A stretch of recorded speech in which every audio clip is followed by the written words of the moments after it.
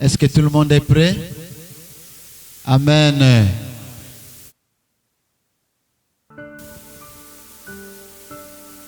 Un Samuel chapitre 17, c'est un passage que nous connaissons bien, que tu connais bien, même dans l'école de dimanche, on nous parle toujours d'un Samuel chapitre 17, à partir du verset 21 jusqu'au verset 29.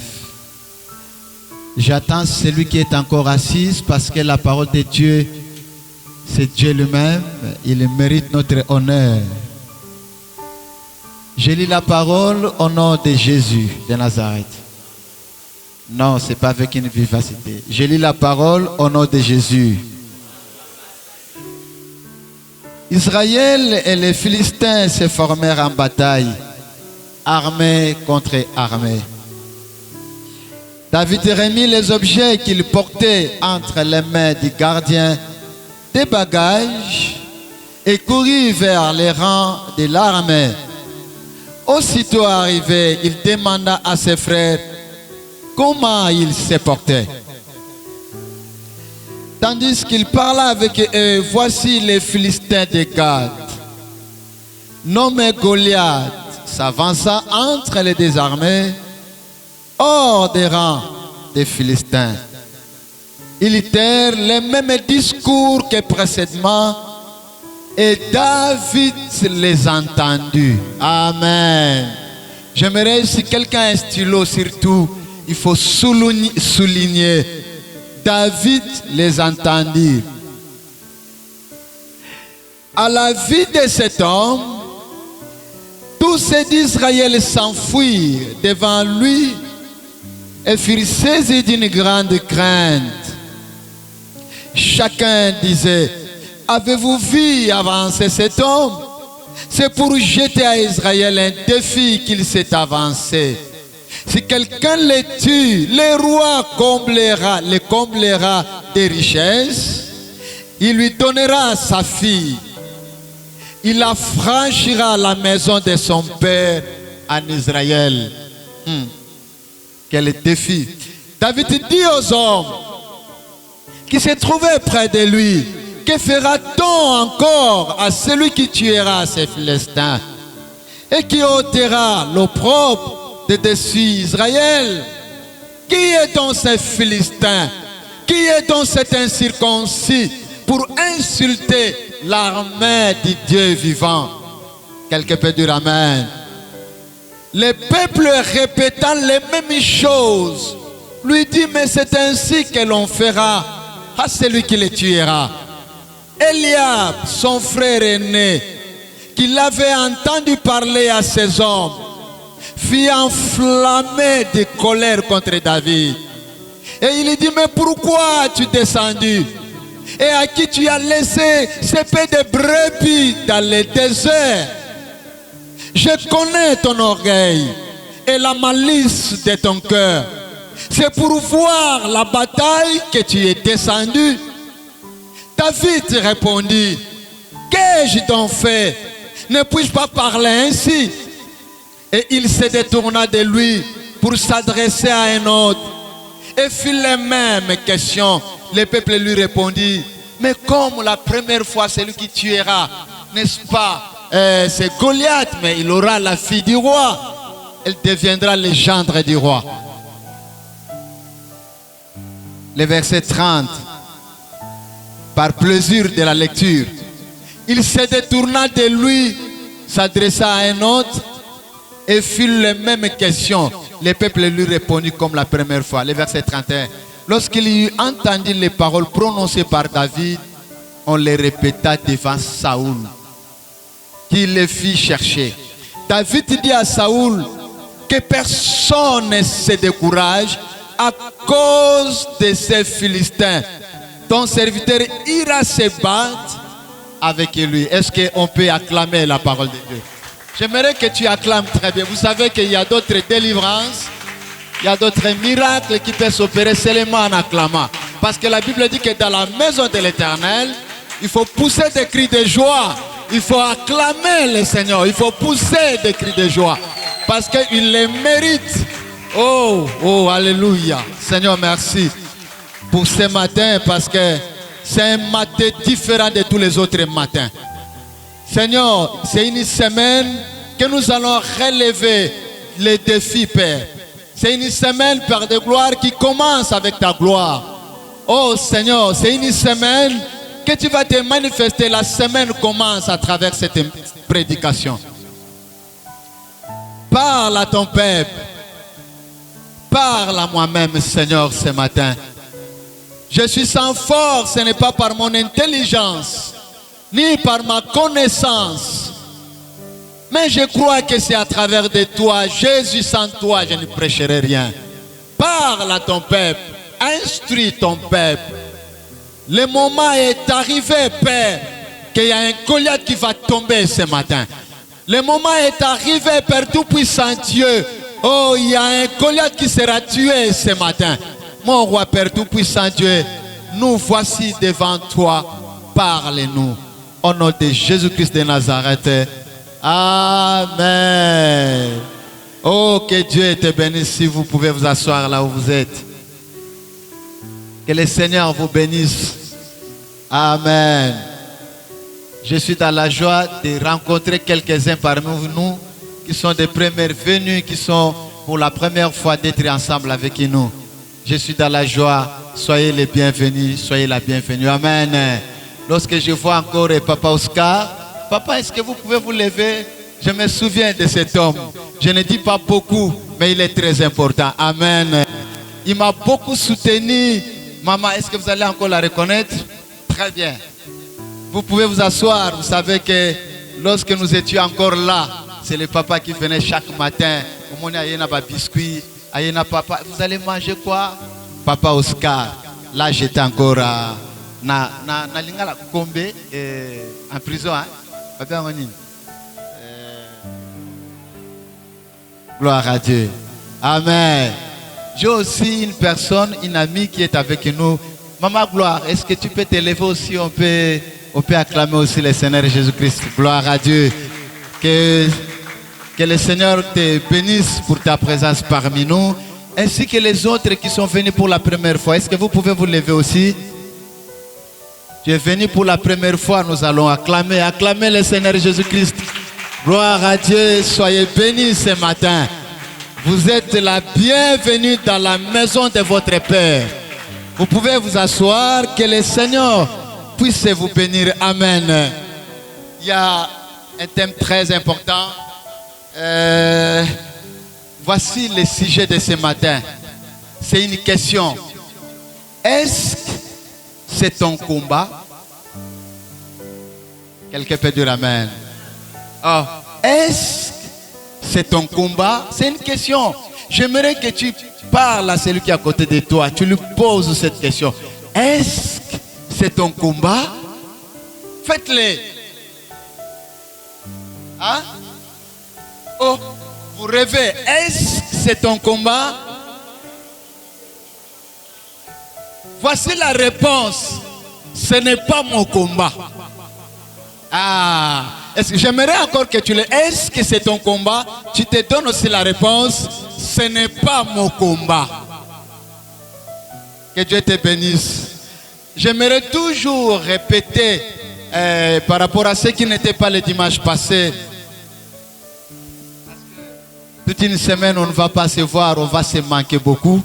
Alors, j'aimerais que ceux qui n'étaient pas la semaine prochaine, je ne sais plus le thème, c'était encore... c'était quoi encore? Oh, la génération des fêtes-les. Alors, je pense qu'il y a quelque chose de très important qu'on a parlé. Je vais résumer quelque chose. C'est-à-dire qu'en bref, ce que nous avons parlé, nous nous sommes accentués sur la circoncision. Donc, qu'est-ce que nous avons parlé sur la conclusion sur la circoncision? Parce que Dieu avait dit à Josué, avant que vous puissiez accéder dans la terre promise, tu dois circoncire les peuples. Tu dois les circoncire. Alors, dans le cas de la circoncision, il y a de ceux qui croient que dès qu'il arrive, ça c'est ce que j'ai parlé dans la conclusion dans l'église, dès qu'on les baptise, c'est un signe de l'alliance. Non, mais il doit passer par la circoncision. J'avais dit c'est par la croix. La circoncision c'est par la souffrance. Parce que lorsque Dieu avait parlé à Josué, après avoir passé dans la circoncision, à ce moment-là, il n'y avait pas un médicament qui pourrait adoucir la douleur de la circoncision. Il n'y avait pas le Doliprane. Pour dire que tu peux prendre ça, ça va alléger la douleur. Mais il fallait attendre quelque part sous toute cette douleur. Afin d'y accéder, il fallait attendre que la plaie sèche. Autrement dit, qu'il ait la guérison avant d'y accéder. Amen. En quelque sorte, c'était ça que nous avons parlé. Et j'avais parlé très bien que parce que la terre promise était déjà là, mais avant d'y accéder, il fallait être circoncis. C'était le signe de l'alliance. C'était le signe de l'alliance. Amen. On n'a pas assez de temps. Alors, pour aujourd'hui, nous connaissons très bien l'histoire. L'histoire, n'est-ce pas, de David. L'histoire des enfants d'Israël avec les Philistins. Comme je venais de parler, que tout le monde connaît ça. Je ne crois pas qu'il y a quelqu'un qui ne connaît pas cette histoire. Même dans les cours de la religion, dans nos écoles, et surtout que j'ai été plus formé dans les écoles catholiques, on nous apprenait ça même dans les cours de la religion. Mais pour que je commence, vous devrez savoir pourquoi j'ai dit est-ce que c'est ton combat?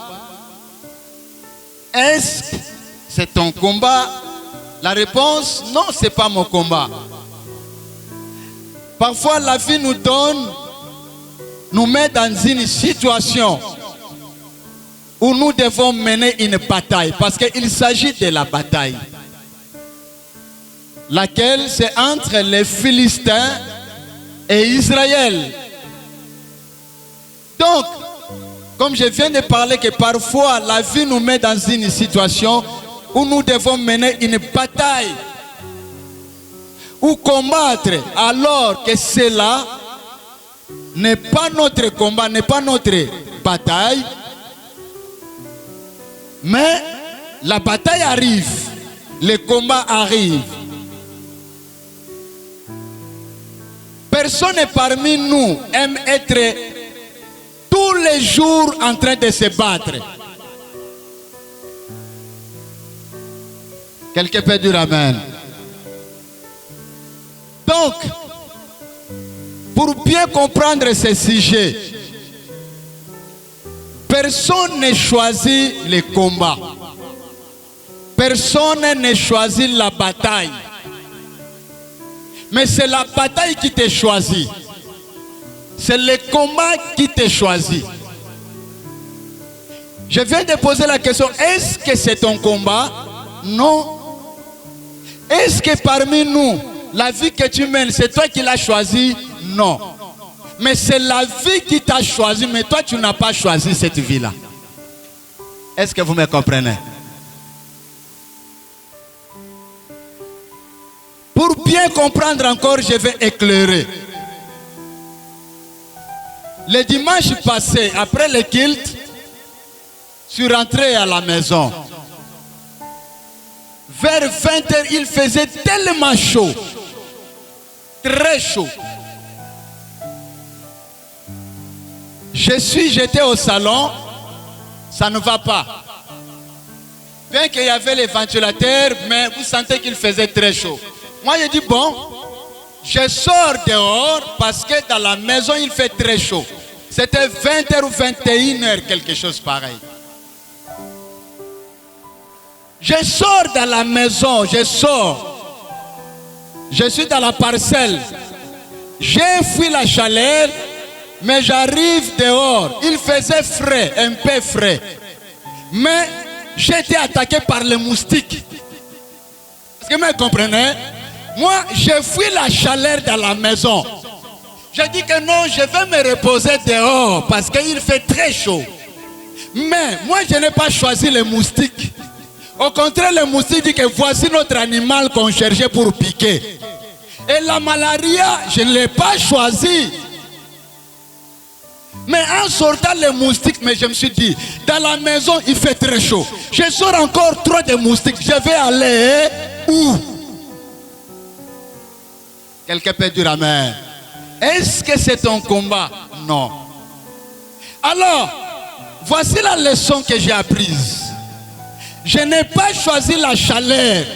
La chaleur me choisit. D'ailleurs, je refuse d'y accéder. Elles me poursuivent. Je sors de la chaleur. Allez-y, quelque part, il y a un peu de frais. Mais dans les frais aussi, il y a encore d'autres choses qui est plus que la chaleur. Parce que la chaleur, ça peut t'aider encore. Est-ce que vous me comprenez? Mais les moustiques, lorsqu'ils te piquent, ils te laissent la malaria, ils te laissent la maladie. Mais maintenant, je te pose la question, tu vas aller où? Parce que dans la maison, la chaleur, dehors, les moustiques. Qui choisit qui? La chaleur m'a choisi, c'est un combat. Les moustiques m'ont choisi, c'est un combat. Mais qu'est-ce que je dois faire? J'ai résisté aux moustiques par rapport à la chaleur. Quelqu'un peut dire amen. J'ai dit non, mieux vaut les moustiques parce que les moustiques, je peux commencer à tuer les moustiques. Mais la chaleur, tu n'auras pas. La chaleur, il faut fuir. Est-ce que vous me comprenez? Je vais vous donner une autre anecdote. Lorsqu'un bébé naît, tout ça c'est pour vous faire comprendre que la vie que nous menons, la bataille que nous menons, ce n'est pas nous qui la choisissons, mais c'est la bataille, c'est les combats qui nous choisissent. Quelqu'un peut dire amen. Lorsqu'un bébé naît, la première chose dès qu'elle est sortie du ventre de sa mère, le premier signe de la vie, souvenez bien, le premier signe de la vie c'est quoi? Qu'est-ce que l'enfant fait? Est-ce qu'elle se réjouit pour dire que je suis là, venez m'adorer? La première chose, qu'est-ce qu'elle fait? Elle pleure. Et d'ailleurs, lorsque le bébé pleure, la maman est très contente pour dire que mon enfant est en vie. Est-ce que vous avez comme place? Lorsque le bébé pleure, écoutez, quand quelqu'un pleure, ça veut dire quoi? Il est dans la souffrance. Il est dans des difficultés. Il est dans des remords.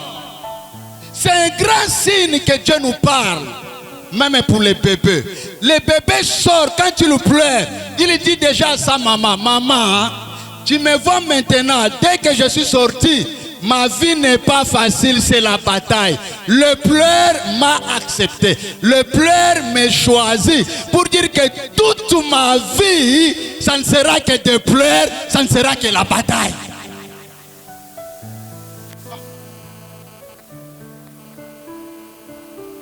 Quelqu'un peut dire amen. C'est la bataille. Pour la maman, c'est un signe de vie. Effectivement aussi, c'est que lorsqu'il y a des pleurs quelque part, c'est un signe de la vie. Est-ce que je parle à quelqu'un?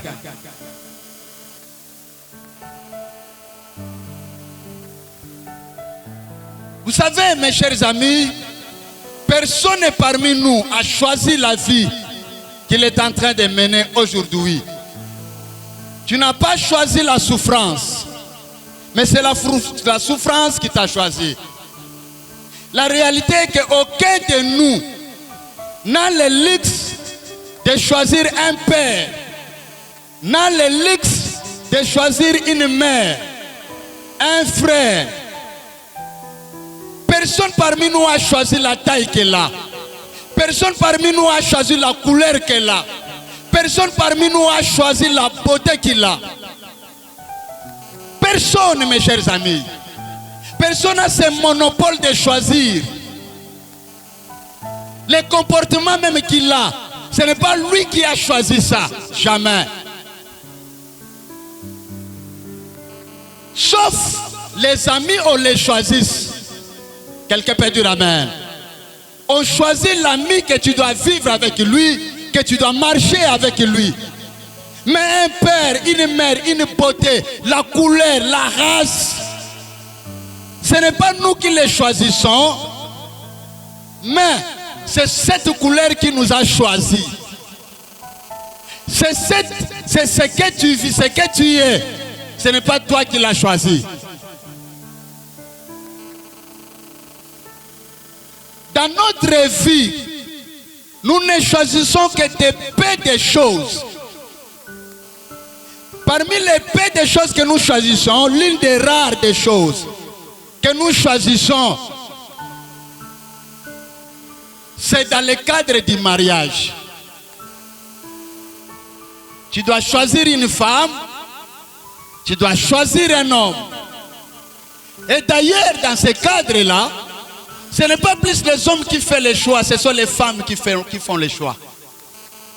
Parce que tu ne sais pas, la fille que toi tu cours, que tu veux prendre en mariage, toi tu ne sais pas, elle est la seule à connaître, à savoir, derrière lui il y a combien d'hommes que toi tu ne sais pas, qu'elle ne te dira même pas. Quelqu'un peut dire amen. C'est elle-même qui sait. Dans son cœur, elle connaît parmi les 8. Dans son cœur, il n'y a qu'un, mais il doit vous faire vous battre. Il doit déranger vous tous vos cœurs. C'est ça la vie. C'est ça la vie. L'homme peut croire que c'est moi qui l'ai choisi. Non, toi, yo choisir y était. C'est lui parce que vous étiez très nombreux. Amen. Même moi aussi, nous étions très nombreux. Je me suis battu, je vous l'ai dit une chose. C'est pourquoi n'ayez pas peur, ne crains rien. Même nos sœurs qui sont là, personne n'est vide ici. Je ne dis pas dans les péchés, non. Tu verras toujours, même par esprit, il y a toujours quelqu'un. Que Dieu te bénisse. Alors, les peu des rares ou les rares des choses que nous choisissons, c'est dans le cadre du mariage. Alors, maintenant, lorsque dans ces rares des choses que nous choisissons, ça peut être bon comme ça peut être mauvais. Mais la seule chose, le reste des choses, ce sont des choses qui nous choisissent. Lorsque tu demandes à ton père ou à ta mère par rapport à la situation généalogique familiale, mon père, pourquoi je vis de telles situations? Ma mère, qu'est-ce qui ne va pas? Tu demandes à ton père, à ta mère. Ton père et ta mère à son tour te parlera son père et de sa mère. Et quand ton père, je peux dire quoi? Quand tes ancêtres à leur tour, il faut demander toujours. Mais en conclusion, en résumé, ce que tu dois comprendre, par rapport au cas de la famille, que non, ce n'est pas nous qui avons choisi telle situation, tel combat, mais c'est ce combat-là qui nous a choisis. Ce n'est pas le problème des parents, mais c'est le problème de la bataille qui nous a choisis. Amen. C'est très important. Je vais vous dire encore une autre chose très importante avant que j'entre dans l'histoire. Je quitte un jour à l'église, c'était vers le soir. J'arrive au coin de notre avenue. Je rencontre un ami. Non, c'est un ami qui m'accompagnait. Mais on arrive dans le coin, je vois un jeune garçon était en train de se battre avec sa copine.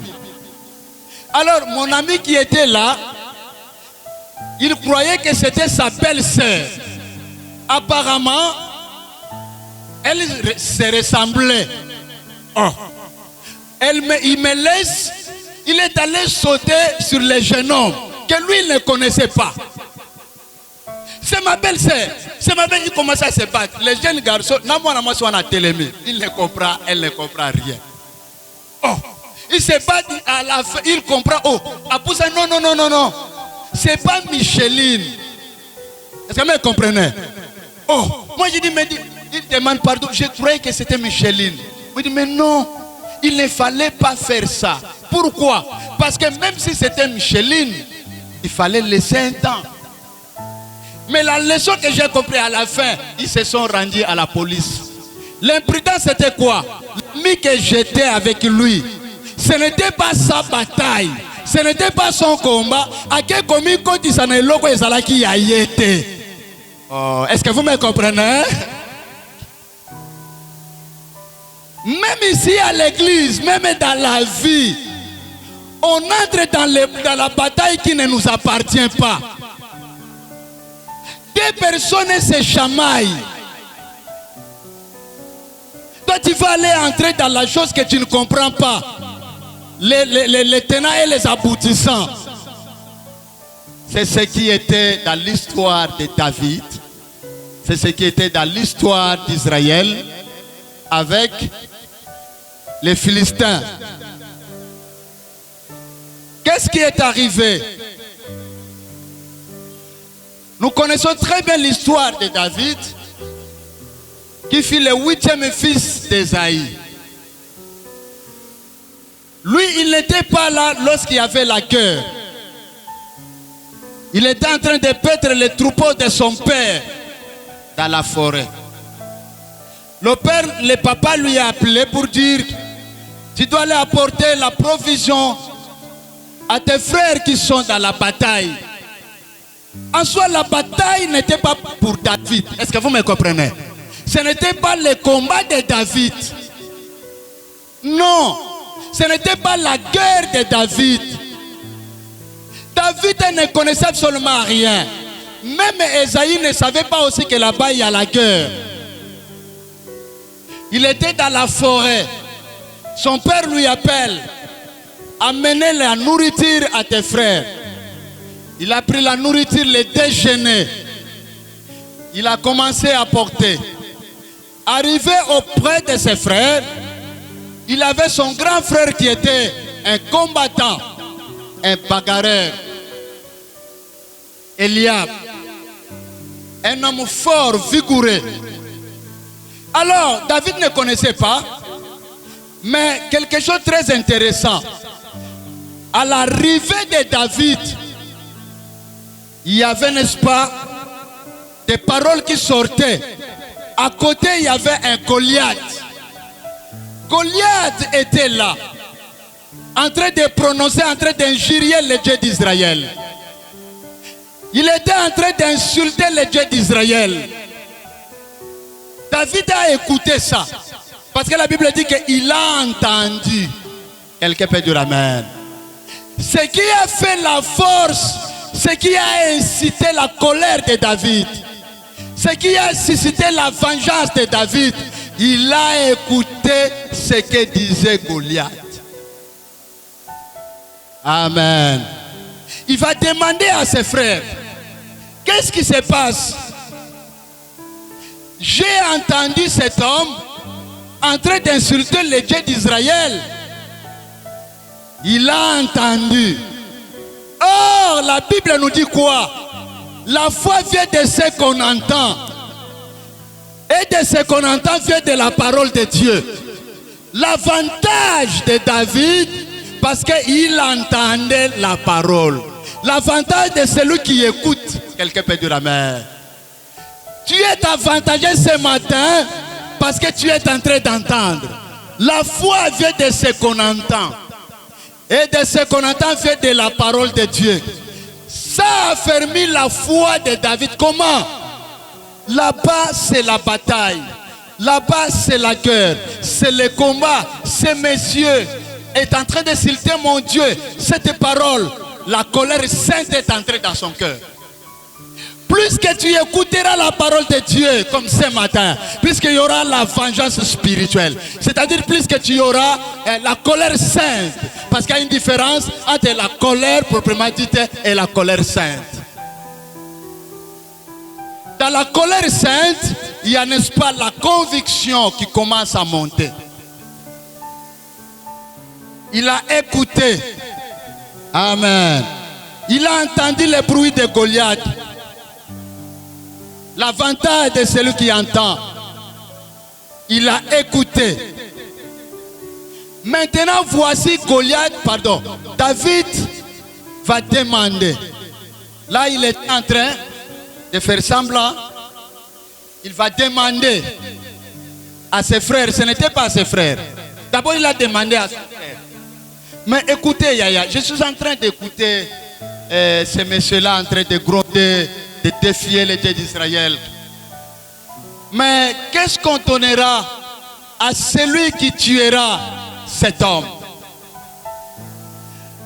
Son grand frère, pour un premier temps, lui a répondu. La première chose, le roi, il deviendra le gendre du roi.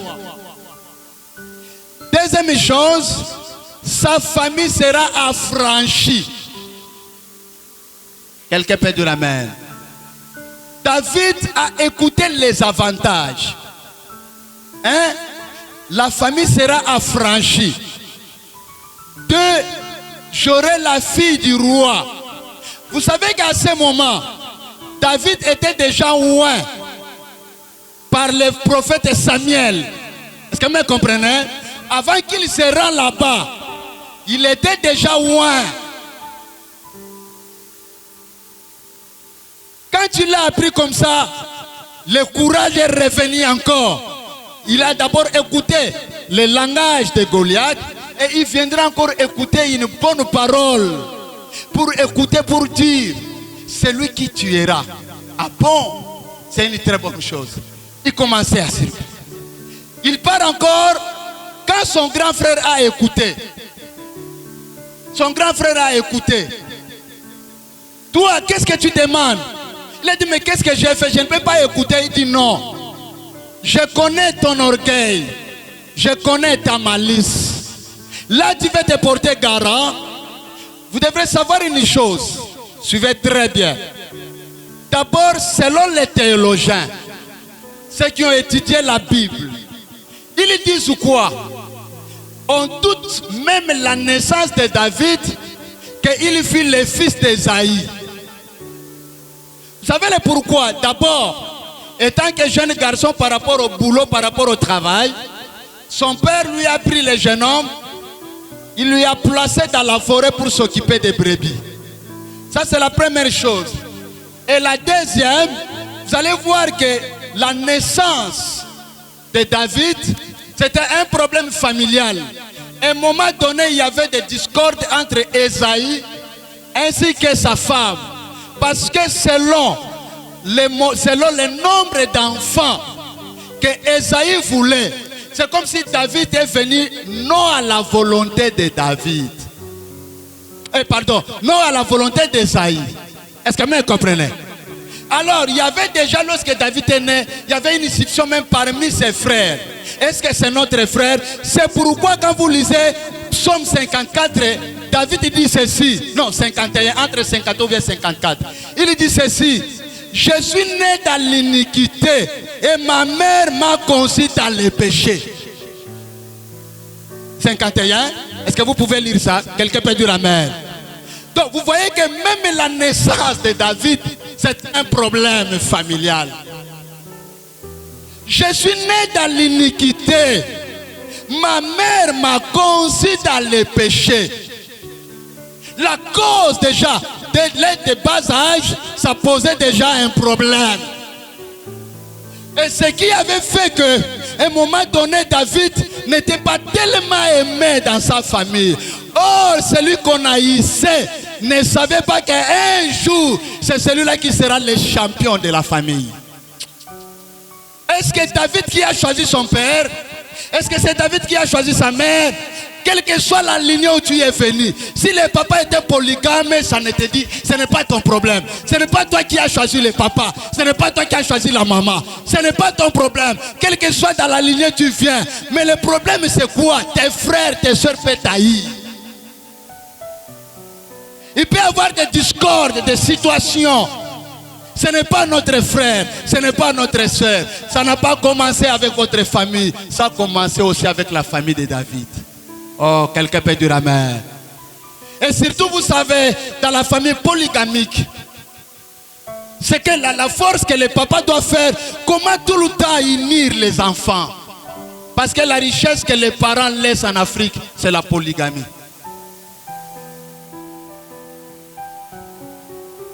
Je croyais que tu vas me dire amen. Alors, il a écouté ça. Son arrivée sur la terre, c'était déjà un problème. Mais il pose la question, celui qui tuera cet homme, qu'est-ce qu'on lui donnera? Sa famille sera affranchie. Affranchie veut dire, tu ne payeras plus l'impôt. Donc, toutes les taxes, là où tu habiteras, ta famille ne paiera plus. L'affranchissement veut dire payer des dettes. Donc celui qui tuera cet homme, il aura quoi?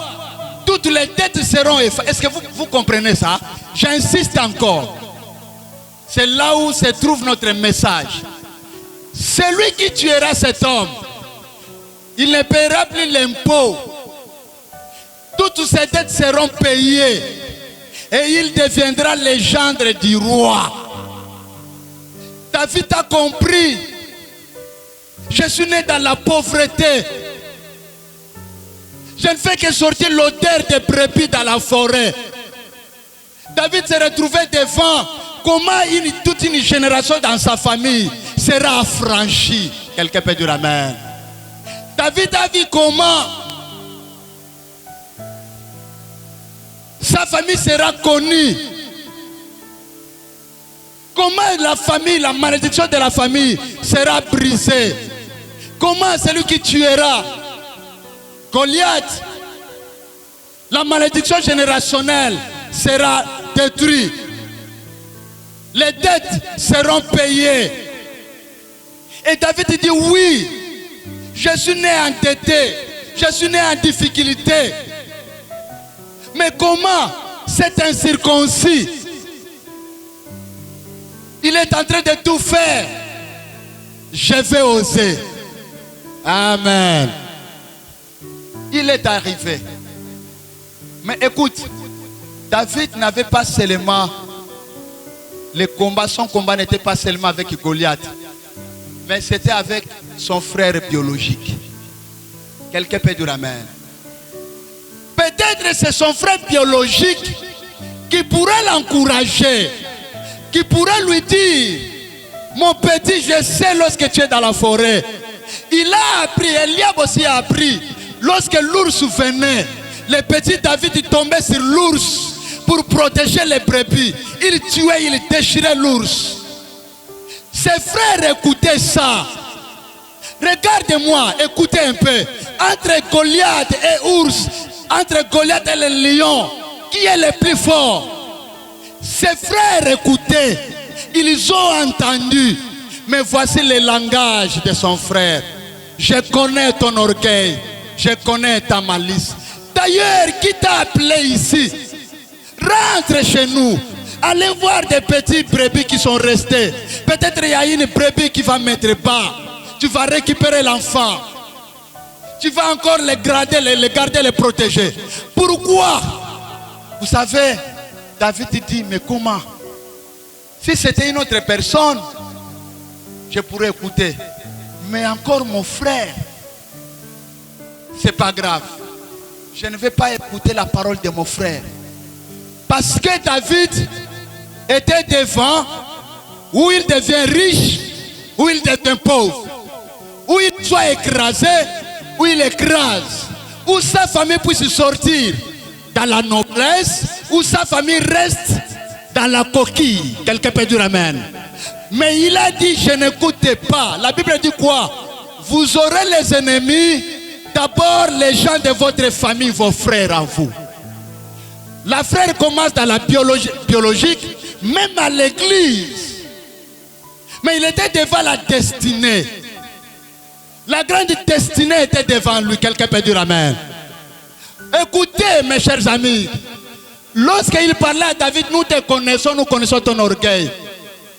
Il voyait l'histoire de David, mais il ne voyait pas la destinée de David. Il y a une différence entre l'histoire de quelqu'un et la destinée de quelqu'un. On peut connaître ton histoire, on peut parler là où tu viens, on peut voir ta couleur, on peut voir ta race, on peut voir ta peau.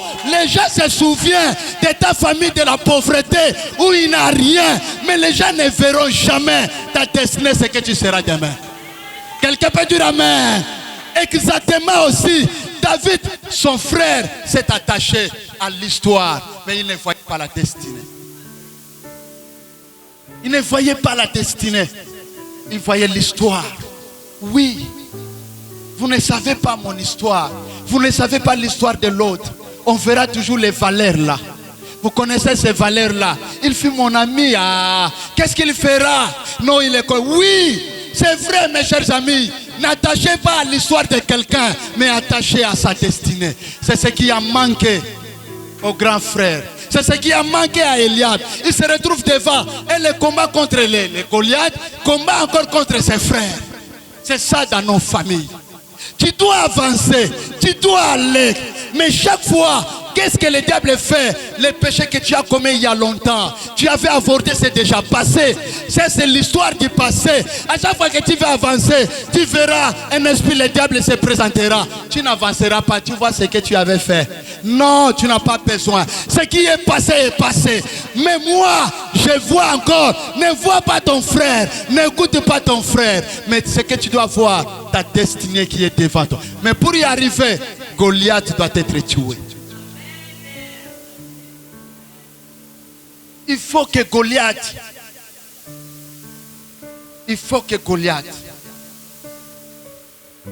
écoutez, dans le verset 28, c'est Eliab. Chaque fois que vous préparez à faire de grandes choses, il y a et il y aura toujours quelqu'un qui rappellera de votre passé. Je te connaissais, tu n'as pas étudié. Tu dois devenir chef de l'État, c'est le passé. Le chemin de la destinée est têtu. Quelqu'un peut dire amen. Ça n'a rien à voir avec les études. Ça n'a rien à voir avec notre couleur. Ça n'a rien à voir avec la race. Ça n'a rien à voir avec la nation. Ça n'a rien à voir avec des dialectes. Mais la destinée, c'est Dieu lui-même. Quelqu'un peut dire amen. Ça n'a rien à voir avec beaucoup de diplômes. Ça n'a rien à voir. Je le connais, c'est un ami. On a étudié avec lui, il n'était pas intelligent. C'est quelqu'un en Belgique, c'est quelqu'un en Europe qui vendait des œufs et de gauche à droite. Il devient chef de l'État. Ça, c'est l'histoire. Ça, c'est l'histoire. Mais la destinée est une autre chose. La destinée est au-dessus de l'histoire. Quelqu'un peut dire amen. Ta destinée est au-dessus de ton histoire. C'est l'histoire de la famille pauvre. C'est l'histoire d'un endetté. C'est l'histoire de quelqu'un qui ne paye pas ses dettes. C'est l'histoire où la maman n'a rien à payer pour que ses enfants étudient. Ça, c'est l'histoire. Mais n'oublie pas, la destinée est là, en train de t'observer, en train de te regarder. Le célibat, c'est l'histoire. Mais la destinée est au-dessus de l'histoire. Tu verras toujours. Hein? Toi aussi tu veux écrire. Tu as quel niveau? Graduat? Tika Babilo Kowana.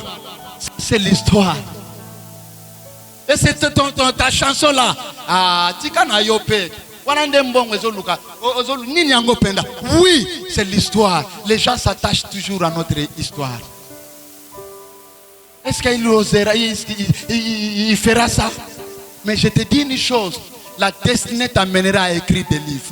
La destinée t'amènera à composer des cantiques. Ne fût-ce que simple cantiques, mais le jour de ta destinée, ça fera de grandes choses. Tu ne comprends pas. Quelqu'un peut dire amen. Ta destinée est au-dessus de ton histoire. Eliab est lié à l'histoire de David, mais pas à son destin. Il y a une différence entre connaître l'histoire de quelqu'un et connaître sa destinée. Parce que ils avaient déjà l'histoire là de voir que notre frère, il ne doit pas être le nôtre. C'est comme si ma mère a triché. C'est pourquoi lui-même il vient et il dit, je suis né au péché, sorti de l'iniquité, ma mère m'a conçu dans les péchés. C'est que lui-même aussi, il avait appris tout ce qu'on lui disait. C'est pourquoi il est venu écrire ce psaume-là. C'est comme si quelqu'un est en train de confesser. Ce n'est pas toi qui as choisi la vie que tu as aujourd'hui. Ce n'est pas toi. Mais c'est cette vie qui t'a choisi. Tu peux dire encore à quelqu'un, ce n'est pas ton combat. Ah, ce n'est pas. Alors, la Bible dit quoi? Il a percé. Il va maintenant parler encore aux autres amis. Qu'est-ce qu'on va donner à la personne? Là déjà, la force commençait, l'espoir. Parce qu'il avait dit que j'en ai assez. Cet incirconcis continue à insulter les dieux d'Israël. Je vous prends maintenant. Faites ensemble avec moi. Allons-y dans une vallée ou dans une montagne. Commence à regarder Goliath de ta vie. Quels sont les Goliaths? C'est celui qui est attaché à ton histoire. Regarde encore. À un moment donné, même ton grand frère peut te dire, Loba naza yaya na yote. Ce qui au bali, ça c'est l'histoire. Quelqu'un peut dire amen. On peut prendre tes photos. On amène ça chez un gangangombo. On amène ça chez un défunt. Ça c'est l'histoire. Quelqu'un peut dire amen. On peut prendre ton nom. On peut aller donner ça à n'importe quel faux prophète. Ça c'est l'histoire. Mais c'était quoi? Vous savez, c'est Goliath. Le problème de David, il était trop sûr de celui qui l'a amené dans la forêt. Il savait que le Dieu qui m'a délivré dans la forêt, devant les ours, c'est le même Dieu. La même situation que tu as aujourd'hui, la fois passée tu en avais. Si c'était le problème de la maison, si c'était le problème de quelle bataille, je ne sais pas. Le même problème, si c'est Dieu-là qui t'avait délivré l'année passée, dans la même situation de la maison, c'est le même Dieu qui va te délivrer aussi. Il est le même. David prend la décision. Et le problème c'est quoi? David à son cœur dit que non, ce n'était pas ma bataille. Et Eliab dit, tu ne peux pas aller. Mais lui il dit, je vais aller. Ce n'est pas Goliath qui a choisi David. Non. Pardon, ce n'est pas David qui a choisi Goliath. C'est Goliath qui a choisi David. Il dit, je vais aller. Je vais aller. Il voulait élargir les espaces de sa force. David a pris la décision. Mon avenir est là. Mon nom deviendra grand à partir de là. C'est Goliath, je vais le tuer. Vous devez savoir une chose. David dit que non, la bénédiction de ma famille est là. Mais écoutez mes chers amis. La bataille n'était pas pour David. Mais David se retrouve dans une bataille, mais qui doit relever les défis. Ce n'est pas lui qui a choisi. Mais comme la bataille lui a choisi, il dit non, je prends la décision. J'insiste encore, la vie que tu mènes, ce n'est pas toi qui as choisi ça. La corpulence que toi tu as, Ce n'est pas toi qui as choisi ça, la couleur. Mais c'est un défi que tu dois relever. Reculer, non. Mais c'est la seule chose que tu dois avancer. Pour toi, c'est le Goliath. Comment tu es ce Goliath? Parce que la bénédiction de ton avenir est là. Et je me pose la question.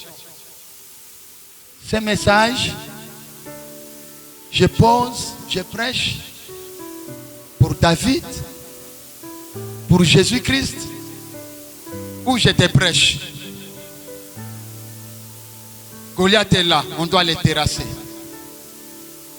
Parce que tu dois racheter tes frères, tu dois racheter tes sœurs qui sont dans l'emprise. Mais Goliath est là, qui représente le diable, qui représente les limites de la vie, qui représente des situations, le chaos de la vie, le désespoir. C'est Goliath.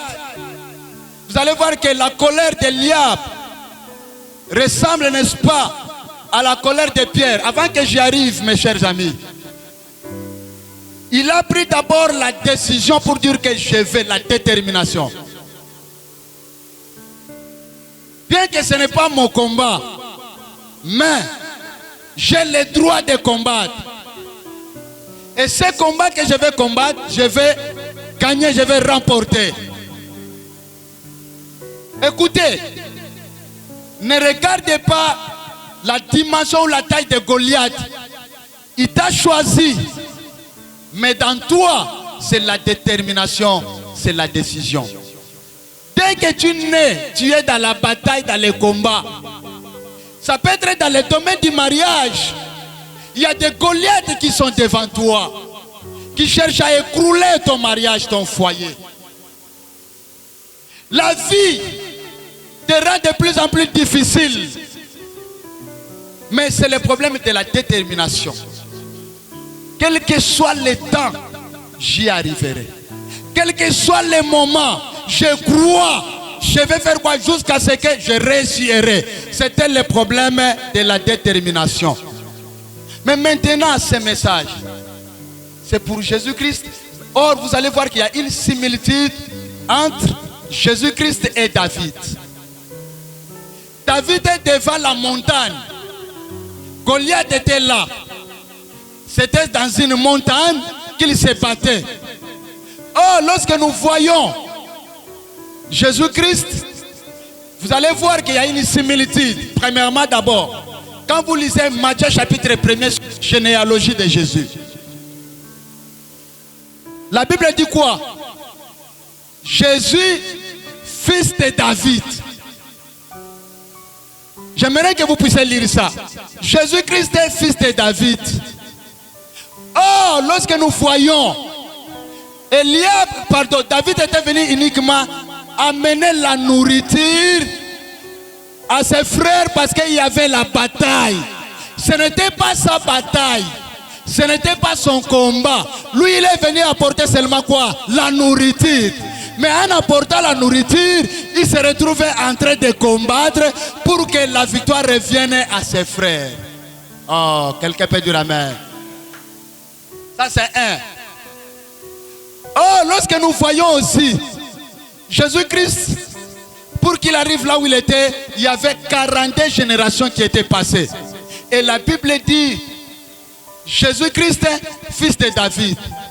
Si David était devant Goliath dans la montagne, Jésus-Christ aussi était dans la montagne de Golgotha, parce qu'il devrait apporter la nourriture à ses enfants pour que la victoire les revienne. Quelqu'un peut dire amen.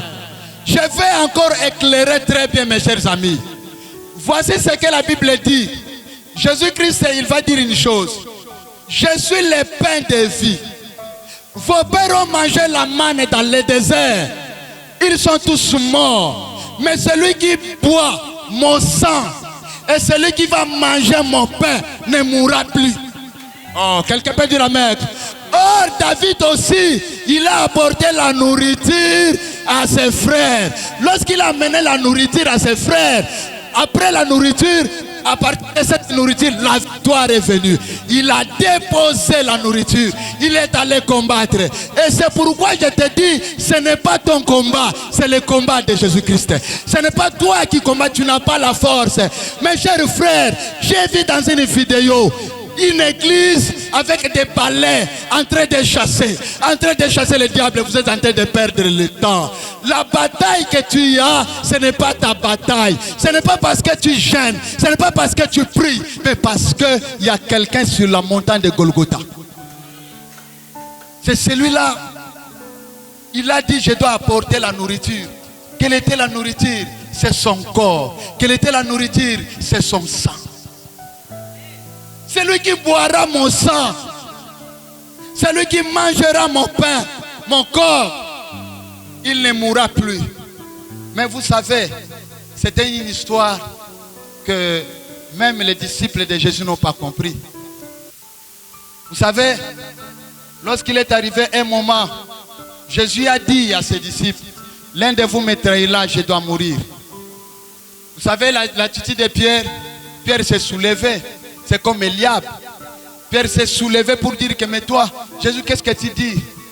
Il voulait l'éloigner de la montagne de Golgotha. Or, il voyait Jésus par rapport, comme s'il est venu pour réformer la politique d'État de cet État-là.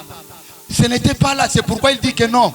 Mon royaume ne concerne pas ce royaume. Mon royaume, c'est le royaume des cieux. Je ne suis pas venu par rapport à ce royaume. Et c'est pourquoi Jésus lui a continué à dire que à César ce qui est à César, à Dieu ce qui est à Dieu. On voulait rétrécir Jésus par rapport à la dimension des formateurs, de celui qui viendra réformer les institutions politiques. Mais Jésus était au-delà de ça. Il était au-delà de ça. Pour que Jésus nous donne la vie, à partir de sa mort, il fallait qu'il affronte Golgotha. Mais avant d'y arriver, il fallait qu'il passe par Gethsemane, devant les 3 coupes. Est-ce que si c'est dans ta volonté, Seigneur, enlève. Mais Dieu savait très bien, pour donner la vie, il fallait affronter Golgotha. Il fallait affronter Goliath. Il fallait affronter les diables. C'est pourquoi chacun de nous doit savoir une chose, que devant les diables, ce n'est pas toi qui combattes. Ce n'est pas ton combat. Amen. Il y a 3 choses très importantes pour terminer. La première chose que vous devrez savoir, c'était quoi pour finir? Premièrement, d'abord, David, Dieu l'avait oint à travers Samuel. Mais vous savez, il n'était pas devenu roi. Pendant tout ce temps-là, Dieu avait rejeté Saoul. Il était aussi oint, mais il n'était pas devenu roi. Il lui manquait quelque chose. Quelqu'un peut dire que quelque chose qui manque. Il lui manquait quelque chose avant de devenir roi. Jésus a dit, celui qui boira mon sang et celui qui mangera mon corps. David était oint, mais jusqu'à ce que David n'avait pas encore vu le sang, jamais il peut devenir roi. Quelqu'un peut dire amen. Oh, pour devenir roi, pour avoir le sang, ce n'était pas le sang de brebis, mais il fallait le sang d'une personne. Oh. Quelqu'un peut dire amen. Il était oint, il avait l'onction dans lui. Comme là où tu es, tu as l'onction. Tu es oint, tu as des promesses. Tu as des promesses, tu as l'onction. Dieu t'a dit, tu deviendras ceci. Tu vas te marier dans telle personne. Tu en as, mais pour y arriver, tu as ça. Il te faut le sacrifice d'un homme. Le sang. Oh. Il fallait le sang. Ce n'était pas le sang d'un coq, ni le sang d'une bête, mais ça doit être le sang, pas n'importe quel sang, le sang d'un géant. Il fallait qu'un géant tombe. Il fallait qu'un géant s'écroule. Il fallait qu'un géant puisse être tué à Katimutu. Makila et Tanguy. À Pakoli Makila. À Kekolaksa sa tête. Pour dire que voici la tête. C'est à partir de là, David est entré au trône. Ce qui lui manquait, il fallait le sang. Il fallait le sang. Il fallait le sang. Quelqu'un peut dire amen. Sans le sang, tu n'auras pas le pouvoir. C'est pourquoi les occultistes, ils connaissent le pouvoir politique est assis sur le sang. Oh, ils se sont inspirés d'où? De la Bible. C'est pourquoi les chefs de l'État, que personne ne te trompe, qu'il soit chrétien ou pas, il tuera d'une manière ou d'une autre. Mais dans son entourage, il sait que si ce monsieur est tué, suite à moi, Ayebi. Oh, c'est ça le pouvoir de l'acteur. Est-ce qu'un conseiller d'un chef de l'État m'écoute? Le sang coule toujours. Tout un pouvoir demande toujours le sang. David, tu as l'onction. Tu as des promesses. Mais David, il te faut le sang. Goliath est là. Il faut le sang. J'y arriverai pour finir. Mais écoutez, tu dois retenir quelque chose d'un mot éclipse. Éclipse, c'est la cause qui produit... Pardon, nous voulons découvrir la cause que Goliath puisse tomber. C'est ce que je vais parler sur le mot éclipse. Tout problème qui arrive, d'abord dans l'éclipse, ça veut dire quoi? C'est un phénomène et que dès que ça tombe, ça dit quoi? Ça change l'environnement. Ça va produire, donc ça va te montrer d'où vient la situation. Exactement aussi. Bon, je vais parler dans un langage facile. Vous savez, j'ai souvent dit une chose. Les mêmes choses, les mêmes causes produisent les mêmes effets. Ça veut dire quoi? La même façon que tu fais la même situation là, la même chose. Les mêmes causes qui arriveront. Ça sera les mêmes situations qui vont couler aussi. Exactement.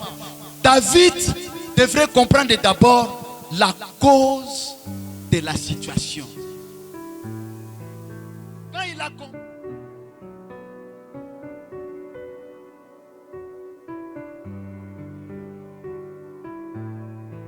La cause de ta vie. Tu comprends pourquoi tu es dans telle situation. Ma mère ne restera pas la même. Mon père ne restera pas le même. Ma situation, ma vie ne restera pas la même. La cause, c'est celui-ci. Ah bon? Lorsque tu connais la cause, c'est à ce moment-là tu comprendras comment combattre. Il a compris. Et dès qu'il parlait le nom de Dieu, c'est ce qui a fait la force de David. C'est lui qui insulte ta vie. Oui, Bimbal. Tu as l'ingo zo boya ko finga yo. Accepte, dit ah bon? Il m'insulte parce que j'ai Dieu dans moi. La colère commence à monter. Vous savez dans ta famille combien les gens minimisent ton Dieu? Est-ce qu'il saura s'il priait? Mais pourquoi de telles choses? Pourquoi de telles situations qui arrivent? Non. Mais la seule chose, c'est qui a fait la force, David a dit, assez. Assez, c'était dit quoi? La force et la confiance qu'il avait en lui par rapport à son Dieu. Et dès qu'il a senti ça, il s'approcha. Et la Bible dit quoi? Il s'approcha. Il avait 5 pierres. Il fallait que le sang coule. Amen. Il fallait que le sang coule. Pour que Goliath tombe, ça n'a pas demandé. D'ailleurs, Saoul lui a dit, tu n'es pas un homme à l'habitude à la guerre. Tu ne connais pas. Prends mes habits, porte-les. Il a refusé. Ce sont les gens qui peuvent te dire, tu n'y arriveras pas parce que tu n'as pas de diplôme. Il fallait être licencié pour être engagé dans cet endroit-là. Mais écoutez, si tu n'as pas le diplôme, mais tu as les 5 pierres. Il fallait que Goliath tombe. Et la Bible dit quoi? Il a pris la première pierre. Il a tiré. Goliath est mort. Il est allé, il a coupé. Quand il a coupé la tête, le sang a coulé. Directement, le pouvoir est revenu. Et Saoul n'a plus fait longtemps. Saoul est mort dans la guerre. Ensemble avec David, Ce qui a atténué, diminué même le pouvoir de Saoul, parce que la tête de Goliath a été coupée. David est venu avec la tête. Le sang a coulé. Est-ce que vous savez, nous sommes aujourd'hui des rois. La Bible nous appelle qui? Jésus est le roi des rois. Le roi des rois, ce n'est pas le roi de la terre. Toi, étant qu'un enfant de Dieu, tu es un roi sur la terre. Or, tu dois savoir, il fallait que pour avoir ce pouvoir, le sang doit être coulé. La Bible dit que c'est par le sang de Jésus, nous avons la sanctification des péchés. C'est pourquoi, lorsque le sang de Goliath est coulé, exactement aussi, lorsque sur la croix de Jésus, la Bible dit quoi? Il y avait une personne, il y avait un militaire, il a percé les côtes de Jésus. Il y avait le sang qui était sorti. Il y avait l'eau qui était sortie. Il y avait le sang qui était sorti. Exactement, c'était le symbole. Lorsque Goliath a été coupé, la tête a été coupée. Exactement aussi, pour accéder dans la terre promise, Dieu a dit à Josué, il fallait la circoncision. Pour faire la circoncision, il fallait couper. Alléluia. En coupant, il fallait que le sang coule. Pour entrer dans la terre promise, il fallait que le sang coule. On doit couper le corps de l'homme et le sang a coulé. Exactement aussi avec David, avant de devenir roi, il fallait un sacrifice. Quel était le sacrifice? Il fallait couper la tête. Et toi, tu dois savoir une chose, tu dois couper, afin que le sang, écoutez mes chers frères, c'est Goliath qui est devant toi, tu es déjà dans la terre promise, tu es à la porte, Goliath est là, mais il faut couper. Tu dois couper quoi? Regarde ta vie, il y a quelque chose que tu dois couper qui doit te faire mal. Le pardon est très important dans la vie de quelqu'un. Tu dois pardonner. Tu dois pardonner. À un moment donné, on te verra comme si tu n'es pas... c'est-à-dire quoi? Tu es en train de supplier les gens. C'est comme si tu n'es pas fort. La force d'un dirigeant, c'est celui qui écoute beaucoup, mais il prend la décision après avoir beaucoup réfléchi. Quelqu'un peut dire amen. À un moment donné, tu seras humilié. On peut te voir comme tu es faible. Tu n'es pas faible parce que tu connais les secrets. La seule chose, le combat que tu as, ce n'est pas toi qui as choisi. Toutes les gens qui te critiquent, ce n'est pas dans ta volonté. La prophétie peut sortir, tu es sorcière, tu es sorcier. Mais si toi-même tu te rends compte que tu n'es pas sorcier, ce n'est pas ça, ça c'est le Goliath. Ton problème est ta destinée, ton problème est devant toi. Nous ne le voyons pas clair. Il vit mal avec ses frères. Il vit mal avec cette sœur. Toi-même, tu sais que tu n'as rien. Mais tu dois savoir une chose. Le problème est que ça, c'est l'histoire. Mais ta destinée peut-être à travers cette personne que toi, tu iras très loin. Le problème, ce n'est pas ça. Regarde ta bataille. Ce n'est pas toi qui l'as choisi. Est-ce qu'il y a mes potes qui m'écoutent ce matin? Oh, est-ce qu'il y a une dame qui m'écoute ce matin? Est-ce qu'il y a un homme qui m'écoute ce matin? Ton pouvoir est déjà là. Nous sommes en train d'aller. Oh, 2021, quelqu'un peut dire amen. Goliath, ce matin, tu vas la terrasser. Tu vas le détruire. Tu vas les anéantir. Le problème, c'est la détermination. Quel que soit le problème, ne regarde pas ton histoire. Ne regarde pas les picots que toi tu vis. Sans climatisation. Un bureau sans climatisation. Est-ce que quelqu'un peut dire amen? Ne regarde pas, tu n'as pas de beaux habits. Ce n'est pas ton problème, c'est la bataille qui t'a choisi. Mais la seule chose, ton destin te dit quoi? Qu'est-ce que Dieu te dit dans le cœur? J'y arriverai. Quelqu'un peut dire amen. Je vous l'ai dit ce matin, tu y arriveras. Comment? Je ne sais pas. Mais la seule chose, tu as un talent entre tes mains. C'était la pierre. Et vous savez, il n'a pas frappé toutes les pierres. Il y a 4 pierres qui sont restées. Premier pas que tu as fait dans la vie, c'est le premier pas. Il y a encore 4 qui te restent. Ce sont des réserves.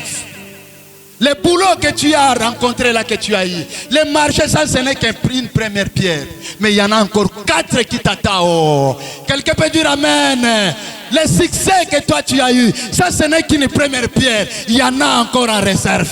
Il y en a encore en réserve. Il y en a encore en réserve. Ces réserves-là, il y a encore d'autres batailles que toi tu vas terrasser. La situation, à chaque fois il y a un problème, tu te passes, il y a d'autres réserves. Lorsqu'une autre situation arrivera, Dieu ne te laissera pas. Parce qu'il t'a appelé pour des grandes choses. Un pote peut dire amen. Est-ce qu'une femme peut dire amen? Dieu ne t'a pas appelé pour des petites choses. Ne vois pas ces 4000 salles. Ne vois pas cette petite église. Mais lorsque je prêche, je vois parmi des milliers, des milliers, des milliers, des milliers. Oh, je me vois à côté d'un chef de l'État comme son conseiller principal. Moi, je crois à ça. Comment tu y arriveras, je ne sais pas. Mais la seule chose, la voie du destin est de Dieu. Pourquoi ces souffrances? Pourquoi ces difficultés? Pourquoi ces combats? Non, ce n'est pas toi qui as choisi. Tu es venu trouver ça, tu le laisseras. Mais il y a quelqu'un qui te dit, sur la montagne de Golgotha, la tête de Goliath a été coupée. Ça ne tardera pas. C'est la détermination. Ce n'est pas le problème de l'âge. J'insiste encore, ce n'est pas le problème de l'âge, ce n'est pas le problème de la couleur, ce n'est pas le problème des provinces, ce n'est pas le problème des dialectes, ce n'est pas le problème, je ne sais, de langue, mais c'est le problème que le combat a eu maintenant. Tu as les 5 pierres qui est la parole de Dieu. Tu as les 5 pierres qui est la foi. Tu as les 5 pierres qui est la détermination. Tu as les 5 pierres qui est un engagement. Je m'engage à faire ces choses. Quel que soit le tourbillon, j'y arriverai. Est-ce qu'on peut se lever là où nous sommes? Tu dois terrasser ce matin, Goliath. Est-ce que je suis devant des chefs d'entreprise? Est-ce que quelqu'un peut dire amen? Si tu es un entrepreneur, écoutez, Goliath est là. Tu n'as pas d'argent. Tu n'as pas l'argent, mais tu as une idée. Tu n'as pas l'argent, mais tu as la vision.